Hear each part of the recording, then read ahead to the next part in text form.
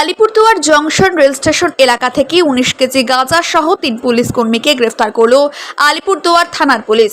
জানা গেছে, এদিন গোপন সূত্রের খবর পেয়ে জংশন রেল স্টেশন এলাকায় অভিযান চালায় আলিপুরদুয়ার থানার অ্যান্টি ক্রাইম টিম। অভিযানে স্টেশনের সামনে থেকে একটি টোটোকে আটক করে পুলিশ। টোটোয় থাকা ব্যাগে তল্লাশি চালিয়ে 19 কেজি গাঁজা উদ্ধার করে পুলিশ। ঘটনায় টোটো চালক সহ মোট 3 জনকে গ্রেফতার করে পুলিশ।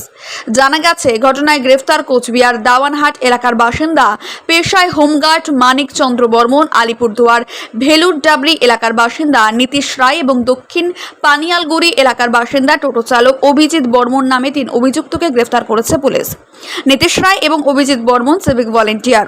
অভিযুক্ত 3 জনই আলিপুরদুয়ার জংশন রেল স্টেশনে জিআরপিতে কর্মরত রয়েছেন। জানা গেছে, বাজেয়াপ্ত গাঁজাগুলি ট্রেনে করে দক্ষিণবঙ্গের উদ্দেশ্যে নিয়ে যাওয়া হচ্ছিল। স্যার, কতজন ধরা পড়লো, কি ধরা পড়েছে? 3 জন ধরা পড়েছে মানে ডাউটফুল নার্কোটিক সাবস্টেন্সের সাথে।